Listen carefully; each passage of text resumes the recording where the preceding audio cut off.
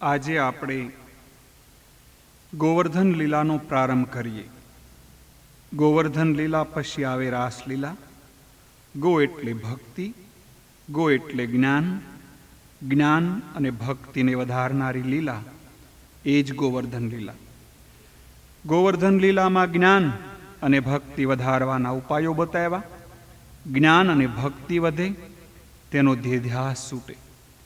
જેનો ધ્યેયધ્યાસ છૂટે તેને રાસલીલામાં પ્રવેશ મળે. જ્ઞાન અને ભક્તિ વધારવા માટે શું કરવાનું? જ્ઞાન અને ભક્તિને વધારવા આપણે આપણું ઘર છોડવું પડશે. એટલે મનથી ઘર છોડવાનું છે. ગોપીઓ ઘર છોડી ગિરિરાજમાં ગયા. ઘરમાં વિષમતા આવે છે. મનુષ્યનું ઘર ભોગભૂમિ છે. ભોગભૂમિમાં ભક્તિ વધે નહીં. સાત્વિક ભૂમિમાં ભક્તિ વધે. સાધારણ ગ્રહસ્થના ઘરમાં વાસનાના પરમાણુઓ હોય છે. તેથી 12 માસ ઘરમાં રહી મનુષ્ય ભક્તિ કરી શકતો નથી. ગ્રહસ્થાશ્રમનું વાતાવરણ જ્ઞાન ભક્તિમાં વિઘ્ન કરનારું છે. એથી એકાદ વર્ષમાં એકાદ વખત કોઈ તીર્થયાત્રામાં જાઓ. તીર્થયાત્રામાં રહો અને ધ્યાન કરો એ ઉત્તમ છે. પરંતુ ઘરને તીર્થ જેવું બનાવવું એ સૌથી ઉત્તમ છે. પ્રવૃત્તિ થોડી ઓછી કરી નિવૃત્તિ લો.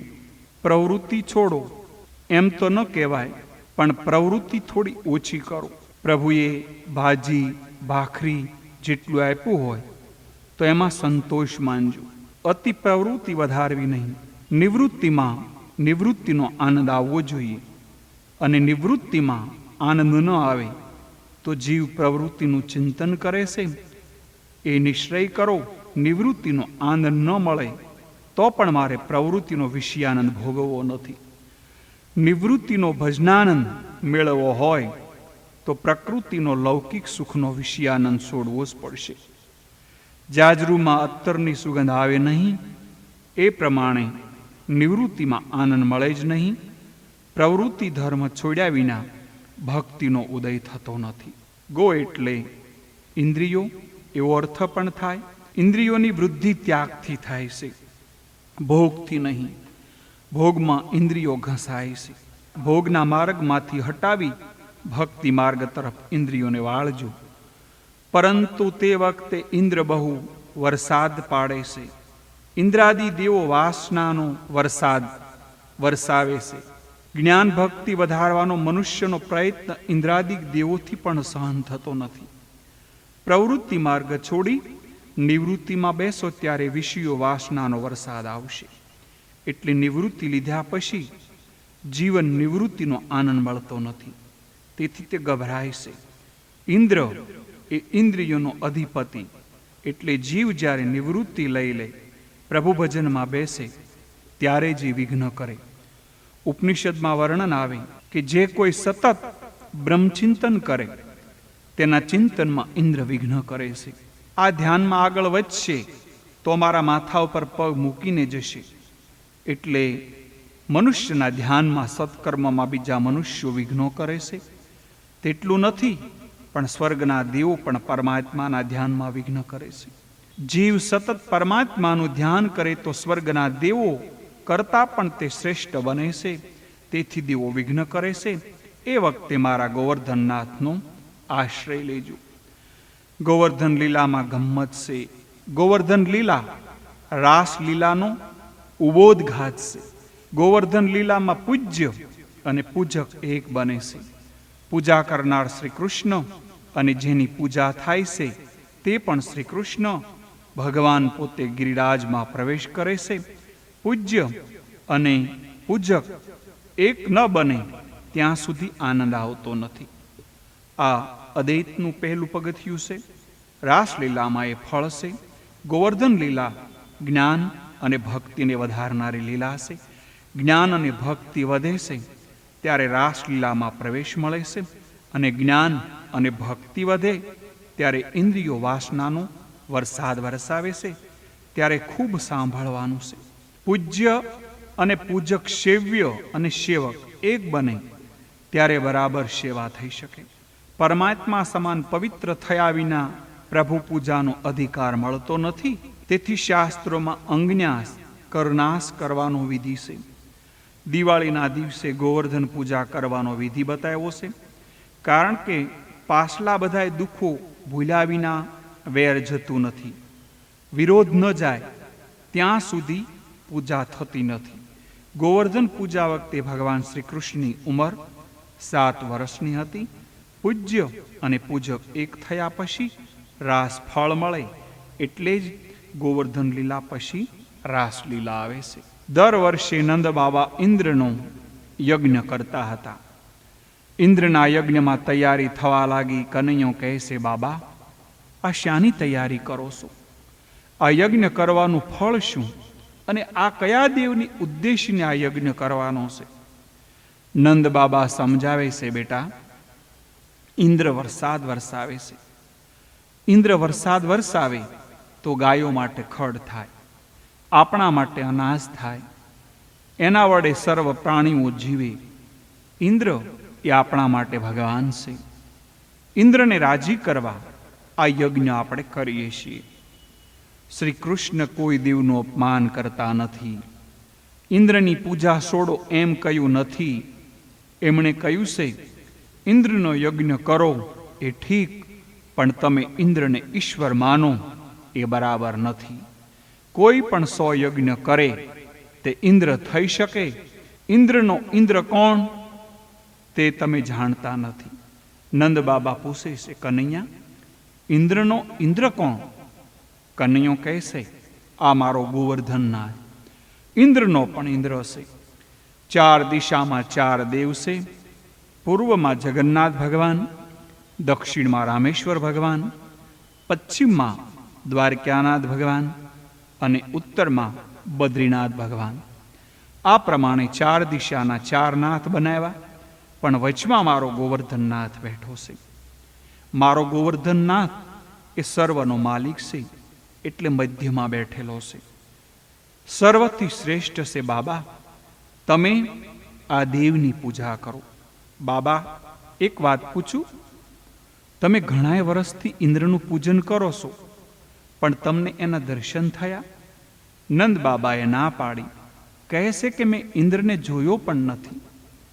શ્રી કૃષ્ણ કહે છે, ઘણાય વખતથી ઇન્દ્રની પૂજા કરો છો, પણ ઇન્દ્ર દર્શન આપતો નથી. એથી લાગે છે કે ઇન્દ્રમાં કંઈક અભિમાન છે.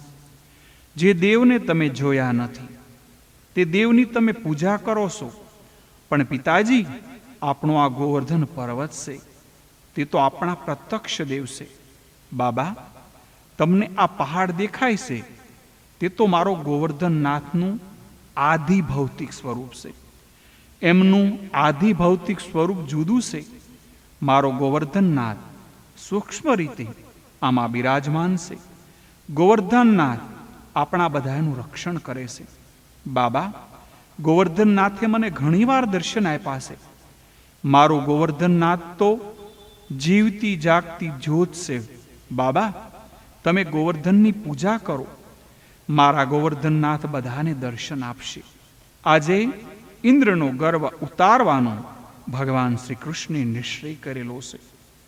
તેથી શ્રી કૃષ્ણ બધાને સમજાવે છે કે આ વર્ષે ઇન્દ્રદેવની પૂજા કરવાને બદલે મારા ગોવર્ધનનાથની પૂજા કરીએ. નંદ બાબા કહે છે, અમો કાંઈ ગોવર્ધનનાથની પૂજા વિધિ જાણતા નથી, તો પૂજા શી રીતે કરીએ? કનૈયો જવાબ આપે છે, બાબા હું તે પૂજા વિધિ જાણું છું. તમે ચિંતા ન કરો, ગોવર્ધનનાથની પૂજા કરવા તૈયાર થાય છે. કનૈયો કહે છે, બાબા મારે ગરીબોને ખવડાવવું છે, તે માટે અન્નકૂટ કરવો છે. ગરીબ, ગાય અને બ્રાહ્મણ આ 3માં ઈશ્વરની પૂજા થાય છે. ગોવર્ધન લીલામાં ગાયોનો વરઘોડો કાઢ્યો છે. શ્રી કૃષ્ણ દરેકને પોતપોતાના ઘરેથી ભાતની સામગ્રી લાવવાનું કહે છે. દરેકના ઘરેથી અન્ન મંગાવે છે. જેના ઘરની સામગ્રી નહીં આવે એના ઘરે અન્નપૂર્ણા પધારશે નહીં. નંદ બાબા પૂછે છે, કનૈયા તારો ઠાકોર આરોગશે તે અમને દેખાશે? કનૈયો જવાબ આપે છે, હા બાબા ઠાકોરજી આરોગશે એ સર્વને દેખાશે. વ્રજવાસીઓને અતિશય આનંદ થયો છે. કનૈયાએ કહેલું, બેસતા વર્ષે મારો ગોવર્ધનનાથની પૂજા કરવી છે. વ્રજવાસીઓ બધાએ ગોવર્ધનનાથ પાસે આવ્યા. જુદા જુદા પ્રકારની સામગ્રીઓ ગાડાઓમાં ભરીને સાથે લાવ્યા. સર્વ બ્રાહ્મણોને આમંત્રણ આપ્યા. કનૈયો કહે છે, મહારાજ તમે વેદના મંત્રો બોલો, હું મારા ગોવર્ધનનાથને નવડાવું. મારે અભિષેક કરવાનો છે. આજે ભગવાન શ્રી કૃષ્ણ પૂજા કરે છે. પ્રથમ ગોવર્ધનનાથનો અભિષેક કરવાનું કહેશે. એ માટે ગોપ બાળકોને જમુનાનું જળ લાવવાનું કહેશે. પવિત્ર જમુના જળનું ગોવર્ધનનાથને નવડાવે છે. ગોપ બાળકો થોડું જળ લાવી થાકી જાય છે. તેઓ કનૈયાને કહેશે, કનૈયા જમનાજી દૂર છે, મારા દેવ તો મોટા છે, તારો દેવ લાંબો છે, એને નવડાવવા ઘણું બધું પાણી જોઈએ, અમે તેને ક્યારે નવડાવશું? શ્રી કૃષ્ણ ગોપ બાળકોને કહેશે, મારો ગોવર્ધનનાથ બહુ જ દયાળુ છે. હમણાં જ તેનાથી નદીનો પ્રવાહ નીકળશે એટલે આપણે જળથી અભિષેક કરી લઈશું. કનૈયો ગોવર્ધનનાથને પ્રાર્થના કરે છે, હે ગોવર્ધનનાથ, મારા મિત્રો થાકી ગયા. તમારા ચરણોમાં ગંગા જમુનાના સર્વ તીર્થો રહે છે. કૃપા કરો, કોઈને પ્રગટ કરો. તે જ સમયે ગિરિરાજમાંથી ગંગાજી સાક્ષાત પ્રગટ થયા, જેને લોકો માનસી ગંગા આજે કહે છે. બાળકો બોલવા લાગ્યા, કનૈયા આ તો નદી નીકળી છે. કનૈયો સમજાવે છે કે આ સામાન્ય નદી નથી, આ તો ગંગાજી છે. ગોવર્ધનનાથનો અભિષેક થયો. તે પછી કનૈયો ગિરિરાજને શણગારે છે. વ્રજવાસીઓ કહેશે, કનૈયા તારો ઠાકોર અમને જોઈને હસે છે. કનૈયા અભિષેકના દર્શનમાં બહુ આનંદ આવે છે. વ્રજવાસીઓ એ પછી ચંદનની અર્ચા લાવ્યા. કનૈયો કહેશે, આ શિયાળાનો દિવસ છે, ચંદનની અર્ચા કરો તો મારા ભગવાનને પરિશ્રમ થાય. બાળકો કહેશે, તો કંકુનું તિલક કરીએ. કનૈયો કહેશે, કંકુનું તિલક કરો તો ચાલે, પણ નાકમાં કંકુ જાય અને ઠાકોરજીને શીખ આવે, સેવા કરો ત્યારે આ જડ મૂર્તિ છે એમ નહીં માનતા, આ સાક્ષાત પરમાત્મા છે એમ માનજો. તમે તમારા દેહમાં જેવો પ્રેમ રાખો છો તેવો ભાગવત ભક્તિમાં રાખજો, ભગવાનની ભક્તિમાં રાખજો. પ્રભુએ ગમ્મત કરી છે. એક સ્વરૂપ રાખ્યું છે નંદબાબા પાસે અને એક સ્વરૂપે ગિરિરાજમાં ભગવાને પ્રવેશ કર્યો છે. બધા કહેવા લાગ્યા, કનૈયા આ તો શ્વાસ નીકળે છે. મારા ભગવાનના 3 સ્વરૂપો છે. આ ભૌતિક સ્વરૂપ છે. આધ્યાત્મિક સ્વરૂપે તે સર્વમાં રહેલા છે. આધિદૈવિક સ્વરૂપ અતિશય સુંદર છે. આજે ઠાકોરજીને દહીંનું તિલક કરવાની ઈચ્છા છે. દહીંનું તિલક કરો એટલે નાકમાં કે મોઢા મારેલો જાય તો વાંધો ન આવે. એ પ્રમાણે દહીંનું તિલક કરવામાં આવ્યું. કનૈયા હવે ઠાકોરજીને ચોખાથી વધાવીએ. કનૈયો કહેશે, નાના ચોખા મારા ઠાકોરજીને વાગે તો કનૈયા શું કરીએ? કનૈયો કહેશે, મારા ઠાકોરજીને મોતીથી વધાવો.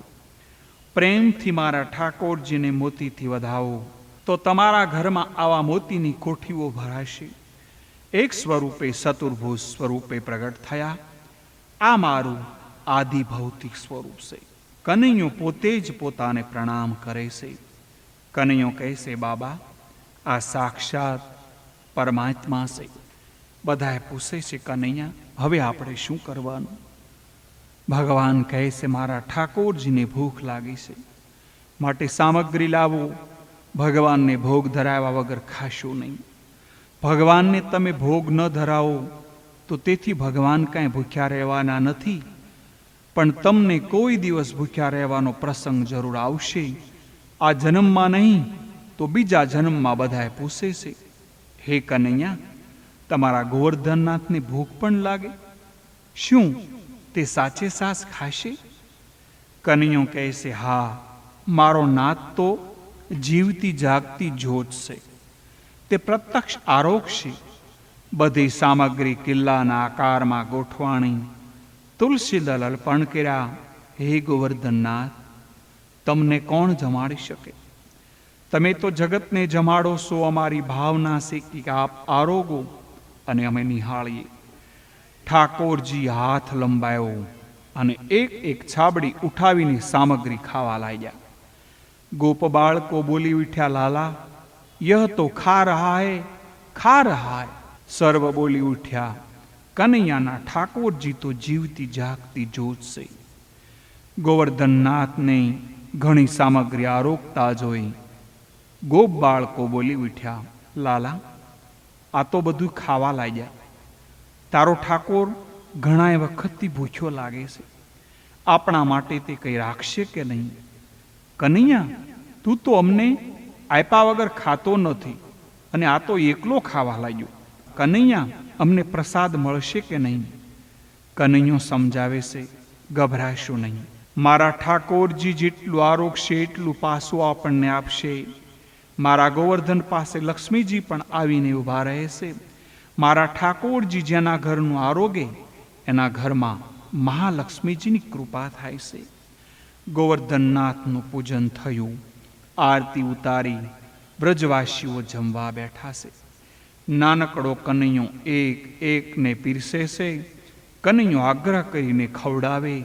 ગોપ બાળકો કહે છે, કનૈયા આજે તો એવું થયું કે સામગ્રી એવી સુંદર બની છે કે એક પેટને બદલે 3 પેટ થઈ જાય તો કેવી મજા આવે. કનૈયો કહે છે કે પ્રેમથી જમો, પણ પતરાવાળીમાં કાંઈ છોડશો નહીં. અન્ન બ્રહ્મ છે, જે ઉચ્છિષ્ટ ખાશે તે તમારું પુણ્ય લઈ જશે. પ્રસાદનું અપમાન કરશો તો મારો ગોવર્ધનનાથ મારશે. કોઈ દિવસ અન્નનો અનાદર નહીં કરતા. ભિખારીને પણ ઉચ્છિષ્ટ આપવું નહીં. ભિખારી થયો એથી શું? એ પણ ઈશ્વરનો અંશ છે. સર્વને પ્રસાદ આપ્યો. રાત્રે ગિરિરાજની તળેટીમાં મુકામ કર્યો છે. આ બાજુ નારદજી ઇન્દ્ર પાસે આવ્યા. નારદજી ઇન્દ્રને કહે છે, આ ગોવાળોએ તારું અપમાન કર્યું, તારી પૂજાને બદલે ગોવર્ધનનાથની પૂજા કરી. ઇન્દ્ર કોપાયમાન થયા. 12 મેઘોને હુકમ કર્યા, વ્રજ ઉપર જય વરસો. એક સામાન્ય ગોવાળના પુત્રે મારું આવું અપમાન કર્યું, માટે જાઓ તેઓનો નાશ કરો. કાર્તિક મહિનો હતો. વ્રજ ઉપર 12 મેઘો તૂટી પડ્યા. સર્વ કહે છે કે કાર્તિક મહિનામાં આવો વરસાદ વરસતો નથી. સર્વ ગભરાઈ ગયા. નંદ બાબા વ્યાકુળ થઈ ગયા. કનૈયો કહે છે, મારો ગોવર્ધનનાથ આપણા સર્વનું રક્ષણ કરશે. ગોવર્ધનનાથમાં વિશ્વાસ રાખો. ગોવર્ધનનાથે સ્વપ્નમાં મને દર્શન આપેલા. મને કહ્યું છે, તમે મારી પૂજા કરી તેથી હું પ્રસન્ન થયો છું. ગોકુળ ઉપર 7 દિવસ સુધી વરસાદ વરસશે. ત્યારે તમે મારી પાસે આવજો. હું તમારા સર્વનું રક્ષણ કરીશ. હું હલકો થઈશ અને તારી આંગળી ઉપર ઊભો રહીશ. લાલા, એમ તો જલ્દી ગોવર્ધનનાથને ઉઠાવ. કનૈયો કહેશે, હું શું ઉપાડી શકું? તમે બધા ટેકો આપો. ગોવર્ધનનાથ ફૂલ જેવા હલકા બની ગયા. ગોવર્ધનનાથ કનૈયાની ટચલી આંગળી ઉપર ઊભા રહ્યા. શ્રી કૃષ્ણ ટચલી આંગળી પર ગિરિરાજ ધારણ કર્યો છે. બોલો ગિરિરાજ ધારણ કી જય. વ્રજવાસીઓ ગિરિરાજના દર્શન કરે છે. દર્શનમાં તૃપ્તિ થતી નથી. પરમાશ્રય થયું છે. 7 દિવસ સુધી મુશળધાર વરસાદ પડ્યો.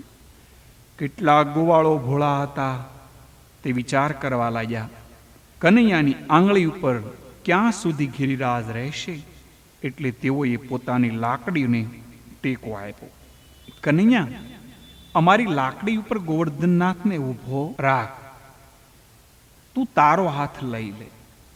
કનૈયો કહે છે, ગોવર્ધનનાથ તમારી લાકડી ઉપર ઊભો છે, હું મારો હાથ લઈ લઉં. હાથ સહેજ ઊંચો કર્યો તો વજન સહન થતું નથી. બોલવા લાગ્યા, અરે પડ્યો, અરે પડ્યો. કનૈયા, તું જલ્દી આને ઉપાડી લે. ટેકો લેવો તો ઈશ્વરનો જ લેવો પડે, બીજા કોઈનો નહીં. જેને જે જોઈએ તે ગોવર્ધનનાથ આપે છે. અવલૌકિક દિવ્ય શક્તિ બતાવી. કનૈયાએ વાંસળી હાથમાં લીધી, વાંસળી વગાડવા લાગ્યા. ગોવર્ધનનાથ ડોલવા લાગ્યું. અતિશય આનંદ થયો છે. ગિરિરાજ ધારણનું સ્વરૂપ એવું દિવ્ય છે કે વ્રજવાસીઓ 7 દિવસ સુધી દેહ ધર્મને ભૂલી ગયા અને ભૂખ તરસ એમને એક પણને લાગી નથી. આ પ્રમાણે 7 દિવસ સુધી ગોવર્ધન પર્વતની છે બધા જ વ્રજવાસીઓ તથા ગાયોનું ભગવાન શ્રી કૃષ્ણે રક્ષણ કર્યું છે. ઇન્દ્રને શ્રી કૃષ્ણના સાસા સ્વરૂપનું ભાન થયું. આ તો સાક્ષાત પરમાત્મા છે, એનું અભિમાન ઓગળી ગયું. ઇન્દ્ર પ્રાર્થના કરે છે, મારી ભૂલ થઈ ગઈ, ક્ષમા કરો. મેઘોને હુકમ કરો. બધાય વરસાદ બંધ થયા. વ્રજવાસીઓ બધાય બહાર આવ્યા અને વ્રજમાં ગયા. ઇન્દ્ર શ્રી કૃષ્ણનો દૂધથી અભિષેક કરે છે. તે દૂધ ભેગું થયું. તે કુંડનું નામ સુરભી કુંડ પાડવામાં આવ્યું છે. આજે કેટલાકને ખાતરી થઈ કે આ કનૈયો બાળક નથી, ઈશ્વર છે. વ્રજવાસીઓ ઘરે આવ્યા, સભા થઈ. 7 વર્ષનો બાળક ક્યાં? આ પહાડ ક્યાં? લોકોને શંકા થવા લાગી કે આ નંદજીનો છોકરો છે કે કોઈને લઈ આવ્યા છે. નિર્ણય કર્યો કે નંદ બાબાને બોલાવીને પૂછો. એક વૃદ્ધ વ્રજવાસી હતા. કહે, અરે તમને આજ શંકા થઈ? મને તો કનૈયાના જન્મથી શંકા છે. નંદ યશોદા ગોરા અને આ તો કાળો. બોલાવો નંદ બાબાને. નંદ બાબા આવ્યા. બોલો, આ છોકરો કોનો છે?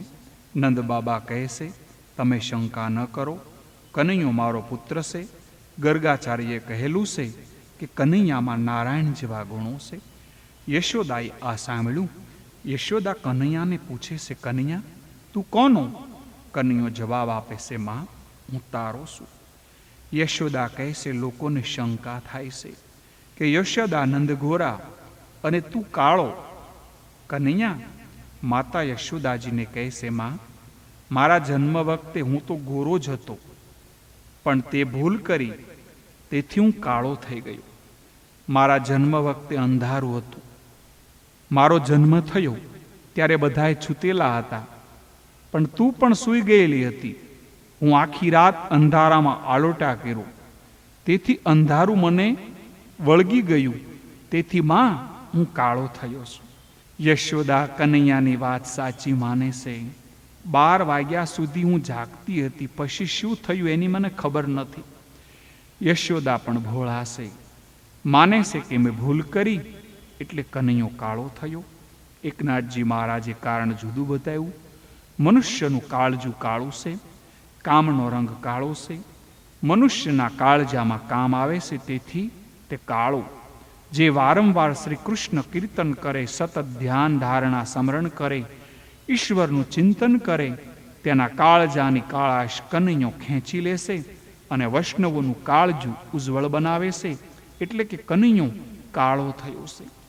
ભક્તોના કાળજાની કાળાશ તે ખેંચી લેશે. ભક્તોની કામવાસના એ ખેંચી લે, તેથી તે કાળો થયો છે. વિષયોનું ચિંતન કરે, એનું કાળજું પણ કાળું થાય. કનૈયો કહેશે, મારા ભક્તોના હૃદયને હું ઉજળું કરું છું. ગોપીઓમાં ચર્ચા થાય છે કે કૃષ્ણ કાળા કેમ? તે ગોપીઓની આંખમાં નિત્ય વસે. અમે આંખમાં મેષ આંજીએ છીએ, આથી ગોપીઓની આંખની મેષ લાગી જવાથી કનૈયો કાળો થયો છે. મહાભારતના ઉદ્યોગ પર્વમાં કથા છે. દુર્યોધન શ્રી કૃષ્ણને કહેશે, વિષ્ટિ કરવા આવ્યા છો, હજુ 2 માંથી તમારો બાપ કોણ છે તે નક્કી નથી. જો નંદ યશોદા તમારા માતા પિતા હોય તો નંદ યશોદા ગોરા અને તમે કાળા કેમ? શ્રી કૃષ્ણ ત્યારે કહ્યું છે કે હું કૌરવોનો કાળ તરીકે જન્મો છું, તેથી કાળો થઈને આવ્યો છું. દુર્યોધનને જવાબ જુદો આપ્યો છે. ત્યારે રાધાજીને તે જુદું જ કારણ આપે છે. એક દિવસ લીલા નિકુંજમાં રાધા કૃષ્ણ રમતા હતા. રાધાજીએ પ્યાર કર્યો, નાથ તમે સુંદર છો, પણ સહેજ કાળા લાગો છો, તમે કાળા કેમ થયા? શ્રી કૃષ્ણ રાધાજીને કહેશે, હું તો ગોરો હતો, પણ તારી શોભા વધારવા હું કાળો થયો છું. રાધાજીનું સૌંદર્ય વધે, લોકો રાધાજીના વખાણ કરે, એટલા માટે હું કાળો થયો છું. તારી શોભા વધારવા હું શ્યામ થયો છું. આપણે બંને ગોરા હોત તો તારી કિંમત કરત કોણ? ઇન્દ્રાદિક દેવો શ્રી કૃષ્ણની પૂજા કરવા આવ્યા. અમે પોતાના સ્વરૂપને ઓળખી શક્યા નહીં, ક્ષમા કરજો. શુરભીએ કનૈયાનો અભિષેક કર્યો અને ક્ષમા માગી છે.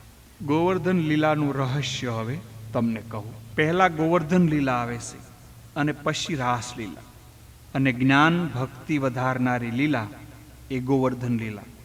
જ્ઞાન અને ભક્તિ ક્યારે વધે? કે જ્યારે આપણને ઈશ્વરના વ્યાપક સ્વરૂપનો અનુભવ થાય ત્યારે. ગોવર્ધન લીલામાં સર્વને પ્રસાદ અપાણો, પશુ પંખીઓને પણ પ્રસાદ અપાણો. ઈશ્વરના સ્વરૂપમાં જગત રહ્યું છે અને જગતના સર્વ પદાર્થમાં ઈશ્વર રહ્યા છે. એ તો વેદાંતની ટોચ છે, પરંતુ આરંભમાં તો સર્વમાં ઈશ્વરને નિહાળો.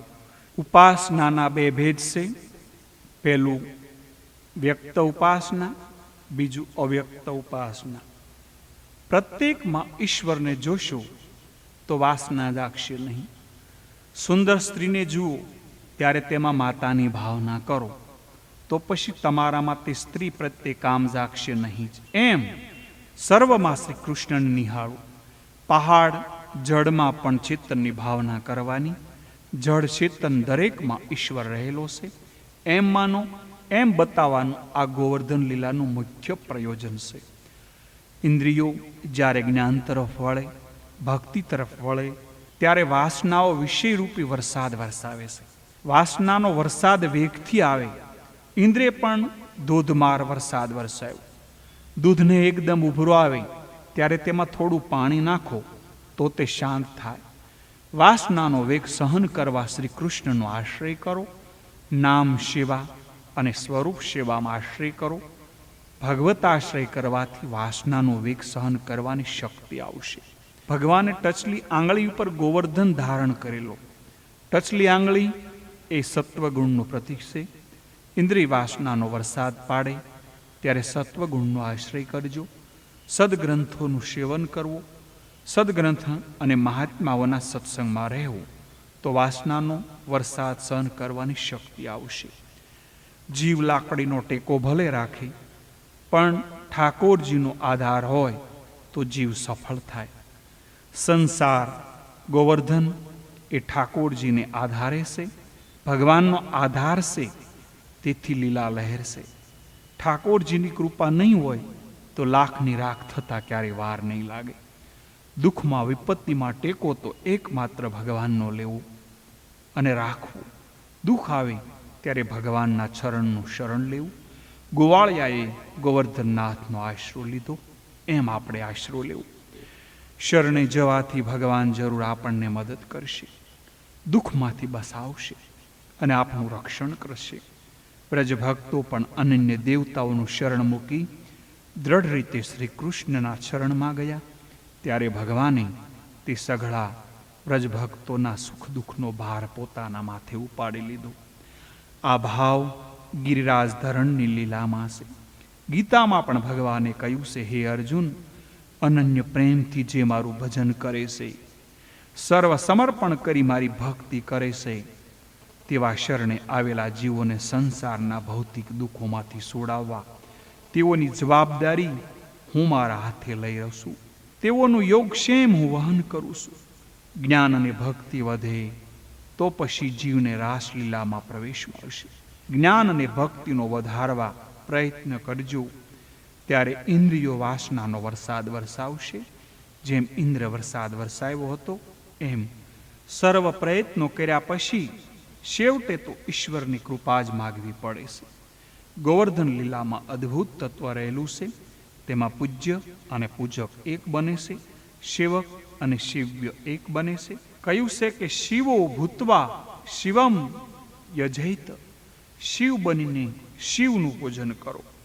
ઈશ્વર જેવા બનવું, ઈશ્વર સાથે એક થવું એટલે શું? ઠાકોરજીની ઈચ્છામાં તમારી ઈચ્છા ભેળવી દેવી. એ ભગવત ઈચ્છામાં જીવ જ્યારે પોતાની ઈચ્છા ભેળવી દે ત્યારે જીવ ઈશ્વર સાથે એક થાય છે. ત્યારે જીવ ભક્તિ માર્ગમાં આગળ વધે છે. સતત બ્રહ્મ સંબંધ કરો. આજે પૂજા કરનાર શ્રી કૃષ્ણ છે અને જેની પૂજા થાય છે તે ગોવર્ધન પર્વતમાં પણ ભગવાન શ્રી કૃષ્ણ બિરાજેલા છે. ભક્ત અને ભગવાન એક બને છે અને ગોવર્ધન લીલામાં સેવક અને સેવ્યનો અભેદ બતાવ્યો છે. જીવ અને ઈશ્વર એક બને તો પછી રાસલીલામાં પ્રવેશ મળે. કનૈયો ગોવર્ધનનાથને વંદન કરે છે એટલે પોતાની જાતને વંદન કરે છે. આ સો અહમ ભાવ છે. ચાલો આપણે પણ એ ગિરિરાજધારીને વંદન કરીએ અને એમની સ્તુતિ કરીએ. ભક્તિની ઈચ્છા પ્રમાણે વર્તનાર બાળ લીલામાં દૂધ વગેરેને ચોરી કરી યશનો વિસ્તાર કરનારા, વ્રજવનિતાઓને આનંદ આપનારા એવા ગિરિરાજધારી શ્રી કૃષ્ણ મારા પ્રભુ છે. વૃંદાવને ગોવર્ધન વૃંદચારી મમ પ્રભુ ગિરિરાજધારી. ગોવર્ધન લીલાથી ગોપીઓને ખાતરી થઈ કે કનૈયો એ ઈશ્વર છે. તેથી તેમની સાથે એકાકાર થવાની ભાવના જાગૃત થઈ અને એ થઈ રાસલીલા. ભક્તિ રસમાં ઇન્દ્રિયોને તરબોળ કરી દઉં એટલે રાસલીલામાં પ્રવેશ મળશે. દેવોના દેવ શ્રી કૃષ્ણ છે એમ બતાવવા બ્રહ્મ, ઇન્દ્ર, વરુણ વગેરે દેવોને પરાભવ કર્યા છે. બ્રહ્માજીને અભિમાન હતું, જગતને હું જ ઉત્પન્ન કરું છું. ભગવાને અનેક સ્વરૂપો ધારણ કરી પોતે જ પોતાના સ્વરૂપ સાથે રમવા લાગ્યા. બ્રહ્માજીનું અભિમાન દૂર થયું. ઇન્દ્રને અભિમાન હતું, હું સ્વર્ગનો રાજા છું. ઇન્દ્રનું અભિમાન ગોવર્ધન લીલામાં દૂર કર્યું અને ઇન્દ્રને ખાતરી થઈ સ્વર્ગની ગાદી ઉપર મને બેસાડનાર શ્રી કૃષ્ણ ભગવાન છે. શ્રી કૃષ્ણ અવતાર નથી પણ અવતારી પૂર્ણ પુરુષોત્તમ છે. 28 અધ્યાયમાં વરુણદેવના પરાભવની કથા કરી. 29મા અધ્યાયથી રાસલીલા પહેલા વરુણદેવ પરાજયની કથા આવે છે. એ અગત્યની છે. થોડું આપણે એમાંથી અંશ જાણીએ. આ વ્રજવાસીઓ ગાયોની સેવા કરતા, એકાદશી કરતા, શ્રી કૃષ્ણ કીર્તન કરતા એટલે શ્રી કૃષ્ણનું મથુરાથી પ્રાગટ્ય થયું. ત્યાંથી ગોકુળ આવ્યા. આ વ્રજવાસીઓ ભોળા હતા, બહુ ભણેલા ન હતા. તેઓ યોગ વિદ્યા પણ જાણતા ન હતા. તેમ છતાં એમને ભગવાન મળ્યા. ભોળાને ભગવાન મળે છે. વ્રજવાસીઓ એકાદશીનું વ્રત વિધિપૂર્વક કરતા હતા એટલે શ્રી કૃષ્ણ ખરો આનંદ વ્રજવાસીઓને આપ્યો છે. એકાદશીનું વ્રત વિધિપૂર્વક કરવાની શાસ્ત્રમાં એવી આજ્ઞા છે કે એકાદશીના દિવસે આખી રાત જાગરણ કરવું અને શ્રી કૃષ્ણનું કીર્તન વધારે કરવું. વધારે નહીં તો 12 વાગ્યા સુધી તો શ્રી કૃષ્ણ કીર્તન જરૂર કરજો. પરમાત્માના શરણમાં રહેવું એકાદશી. શરીરથી નહીં પણ મનથી પરમાત્માના શરણમાં રહેજો. એકાદશીને દિવસે તમારા મનને શ્રી કૃષ્ણ વિના બીજા કોઈ વિષયોમાં જવા દેતા નહીં. વ્રજવાસીઓ એકાદશીને દિવસે જાગરણ કરે છે. નંદજી મધ્યરાત્રિએ અજાણતા યમુનાજીમાં સ્નાન કરવા ગયા. રાત્રિના 11 થી 3:30 સુધીના કાળને નિષિદ્ધ કાળ માન્યો છે. તેમાં સ્નાન કે ભોજન થાય નહીં. આજકાલ લોકો રસોઈ બનાવીને ફિલ્મ જોવા જાય અને રાત્રે આવીને ખાય. આપણાથી વધારે કહેવાય નહીં પણ બીજા જન્મમાં રાક્ષસ થવાની આ તૈયારી છે. રાત્રે 11 પછી તો રાક્ષસો જમે. રાત્રે 11 વાગ્યા પછી તીર્થમાં રાક્ષસોને પ્રવેશ થાય છે. તેથી સ્નાન કરવાની મનાઈ કરી છે. નંદજીને ખબર નહીં આ મધ્યરાત્રિએ છે. તેઓને માનેલું કે પ્રાતકાળ થયો છે. તેઓએ જળમાં ડૂબકી મારી. આસુરી સમયે સ્નાન કરવાથી જળના દેવ વરુણનું અપમાન થયું. તેથી વરુણદેવનો સેવકો ત્યાં જ હતા. નંદજીને પકડે છે. નંદજીને પકડીને વરુણ લોકમાં લઈ જાય છે. શ્રી કૃષ્ણ વરુણ લોકમાં જઈને નંદજીને સોડાવી લાવ્યા. આ કથાનું રહસ્ય. આ કથા પછી રાસલીલાનું વર્ણન શરૂ થાય છે. રાસલીલા પહેલા વરુણદેવના પરાજયની કથા કહી છે. વરુણદેવ જીભના માલિક છે. એમના દૂતો એટલે ષડ રસો, રસ ઉપર જીભ ઉપર જ્યાં સુધી કાબુ ન મેળવવું ત્યાં સુધી રાસમાં પ્રવેશ મળતો નથી. એ ષડ રસ ઉપર વિજય મળે તો રાસ રસ મળે. નંદ એ જીવાત્મા છે. નંદ એટલે કે જીવ જ્યારે કીર્તિરૂપી યમુનાજીમાં સ્નાન કરવા જાય ત્યારે વરુણના સેવકો એટલે કે આ ષડ રસો એ વરુણના સેવકો એને પજવે. લૌકિક રસને જીવ આધીન હોય ત્યાં સુધી તેને અવલૌકિક રસ મળતો નથી. આ ષડ રસને આધીન થતો જે થયો તેને ભક્તિ રસ, પ્રેમ રસ મળતો નથી. ષડ રસને આધીન જીવ થાય તો ભક્તિ રસ મળતો નથી. આનંદ એ કોઈ વસ્તુમાં નથી. આનંદ મનની એકાગ્રતામાં છે.